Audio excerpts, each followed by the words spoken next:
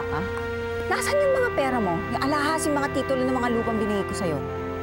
Ha? Nasaan? Pinagkaloob ko na po sa may kapal.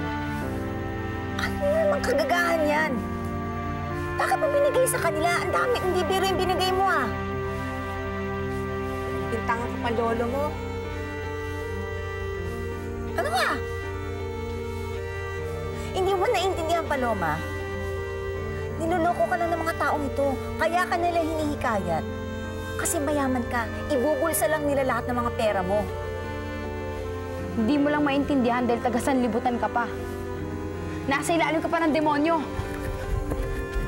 Based on our earlier caucus, we have shortlisted nominees for our party's official presidential candidates.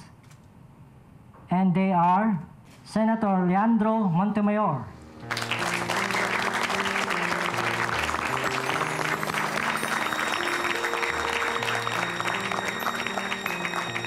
Tomas Locsin,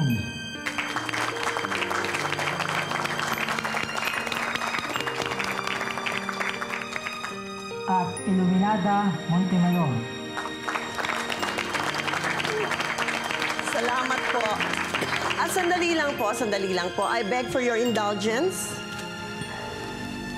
Ano naman ang gustong palabasin ng dambuhalang ito? I know I'm privileged to be considered as a potential presidential candidate of Lakbay.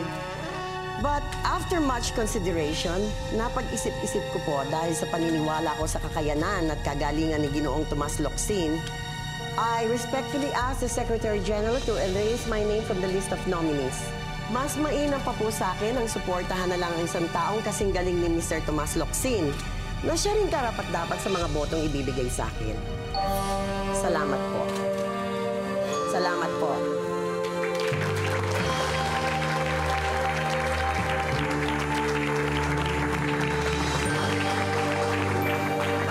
Thank you very much. And congratulations. Sigurado ng pagbagsak ng Leandro Montemayor.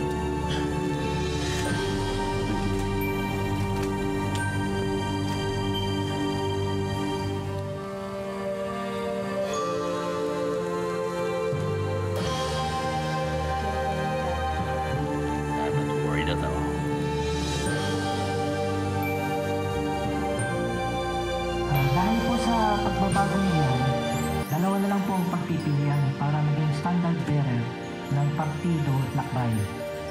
Sina Leandro Montemayor at Tomas Locsin.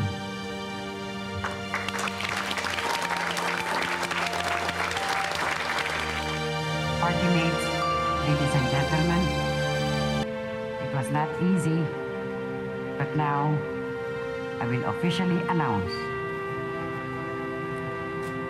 the official standard bearer of Partido Lakbay, Mr.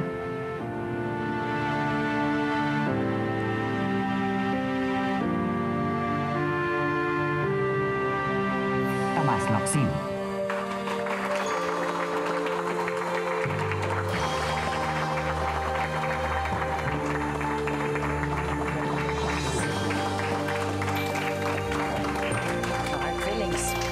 None whatsoever, Madam President.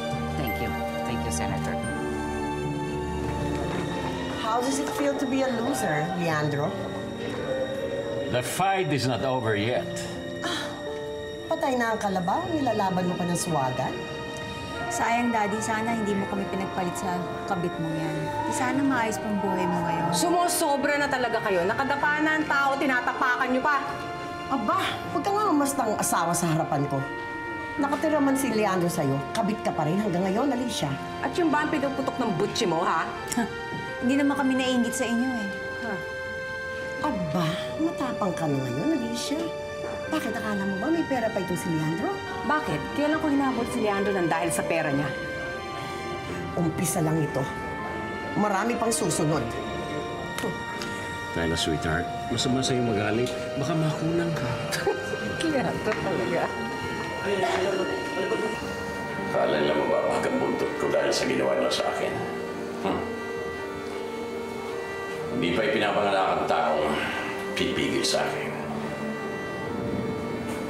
will not succumb to their whims. Dad, you can always run as an independent candidate. The senator needs a political party to back him up. We'll proceed as earlier planned. I will either run as an independent or with the opposition. Hello? Hold your line, sir. Excuse me, Senator. Speaker Yurchenko from the opposition, sir. Hello, Speaker.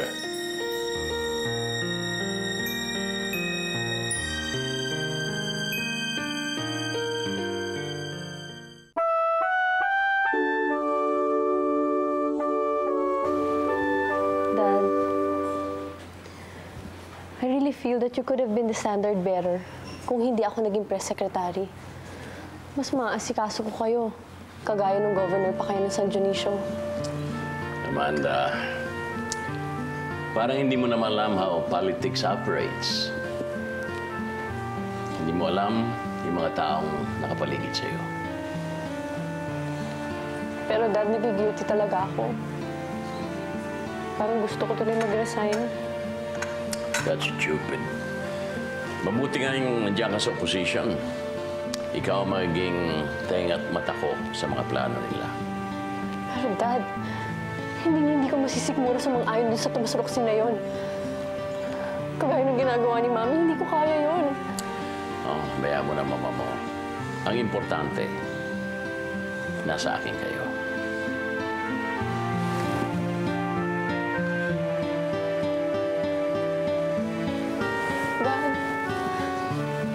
Dad, I promise you, I will do my best. I will do everything para manalo ko yung presidente.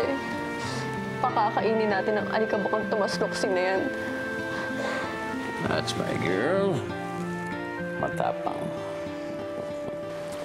Iniisip ko lang ang alok sa akin ng oposisyon. Gusto nilang bumalik ako sa partido.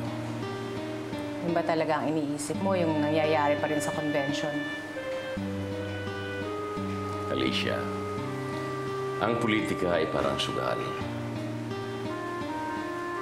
May natatalo, may nananalo. Tama ka, pero alam mo, Leandro, hindi ko inaasahang matatalo ka. Baka tama si Madam President. Baka kailangan bumalik ka na sa una mong pamilya. Kina Iluminada. Baka kaya ka natalo dahil sa amin. Sige, tuloy mo ang laban. Nasa likod mo kami ni Rosa Camila. Pag nadapa ka, sige tayo, laban pa rin. At makukuha mo sigurado ang gusto mong mangyari. Tignan mo kami ni Rosa Camila. Hindi ba nakuha ka rin namin pagkatapos ng napakaraming pagsubok? Alicia, if there's one thing in this world I'll never give up fighting for, kayo yun ni Rosa Camila. Handa ka rin namin ipaglaban ni Rosa Camila. Anumang oras.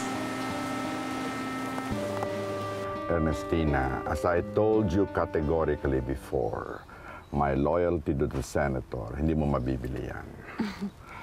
Kaya, this will be the last time na pag-usapan natin itong bagay na ito, ha? Don't worry. Hindi naman yan ang pakay ko eh. Pakisabi nga pala kay Daddy, nauubos na yung trust fund ni Paloma. Aba, hindi pwede naman na porke kayo nag-aalaga sa kanya ngayon eh, uubusin niyo na yun. Hindi man yata pwede yun. Aba, mabigat na paratang yan. May prueba ka ba naman? Wala pa. Pero pag nakahanap ako, lagot kayo sa akin. Kaya sabihin mo sa amo mo, kung siya ang kumuha ng mga laman ng safety deposit box ni Paloma at ng mga titulo ng mga lupa na binigay ko kay Paloma, isoli na niya. Ernestina, we are wasting our time, my time, sa iyong mga false accusation na yan. So I think I better go. I have many matters to attend yet. Marami sa amin ng pabor to get you back to the opposition. Kayaw lang naman ng umalis before. Well, there are political decisions you have to make. Sa palagay po namin, kayo po pinakamalakas na kandidato. Malakas pa kay Locsin at sa iba pa. Kanya nga, imbitahin mo na rin ang mga ilang miyembro ng nasyonal na umanib at lumipat sa atin para mas lumakas ang partido natin. Okay. I assure you, I can bring in twice the amount of people that joined me when I left the party. Pasusumpain ka namin muli. You will be our presidential candidate. The party will endorse you as a standard bearer. Wala nang konbensyon. Thank you. Thank you very much.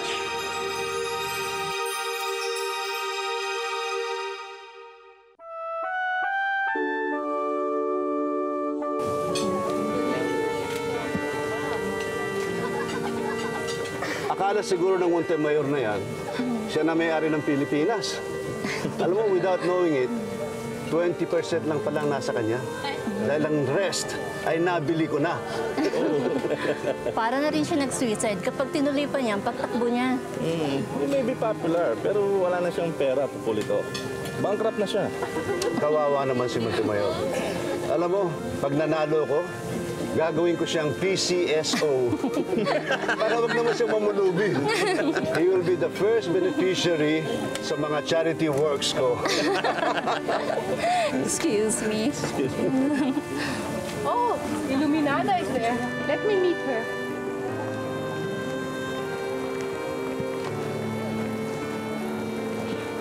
Welcome. Welcome. Good evening, Tomas. Illuminada, thank you very much for accepting my proposal.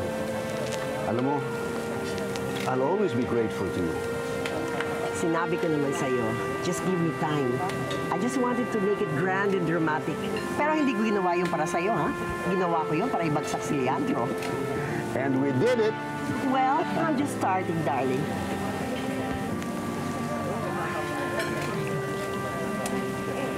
Let's drink to that.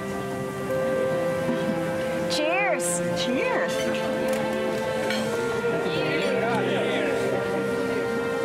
Cheers! To all of you.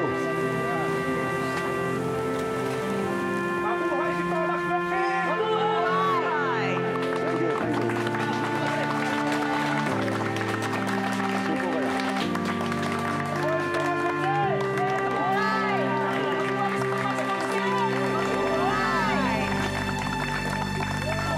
Thank you, thank you.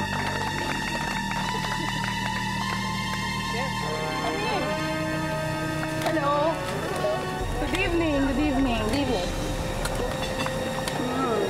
You know, I just want to say, it's gonna be a close fight. So may the best man win. I'll agree to that.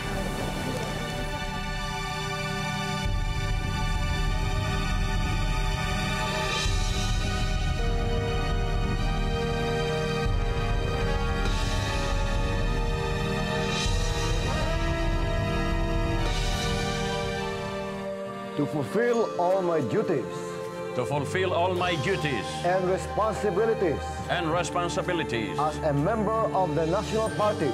as a member of the National Party. So help me God. So help me God.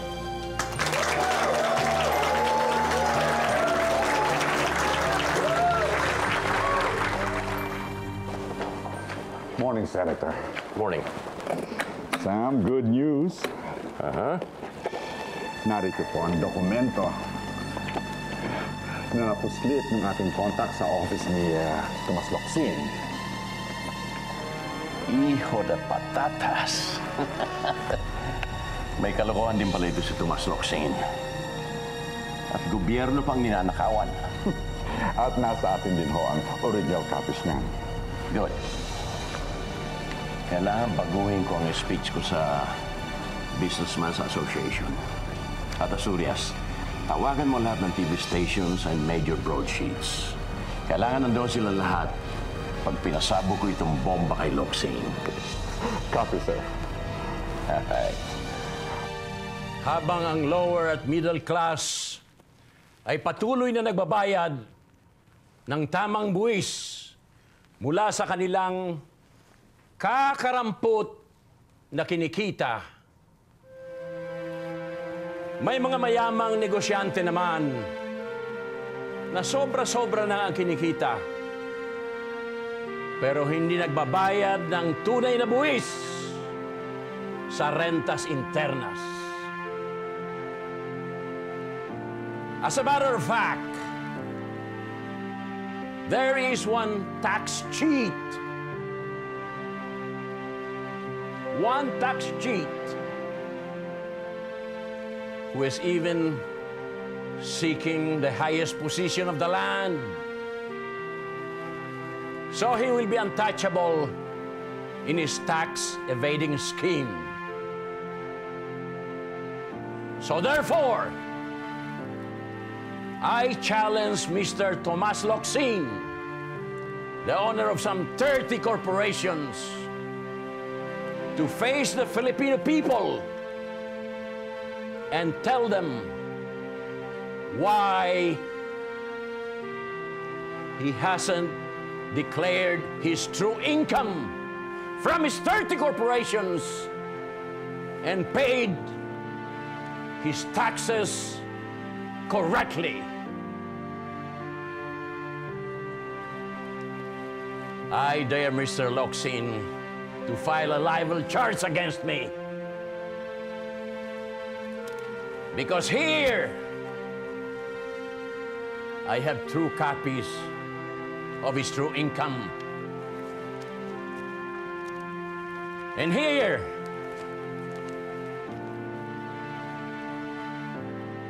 I have the falsified version of his income tax return, which he filed with Internal Revenue earlier this year. But the biggest question is, who is protecting Mr. Locsin from paying 7 billion pesos in back taxes?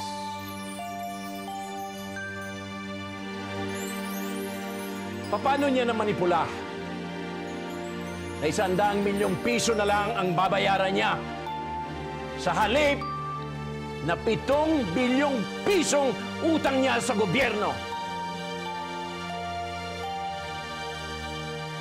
Ladies and gentlemen, paano na kung siya ang maging Pangulo natin? Paano na ang ating bansa? If Mr. Locsin becomes president of the land, I assure you,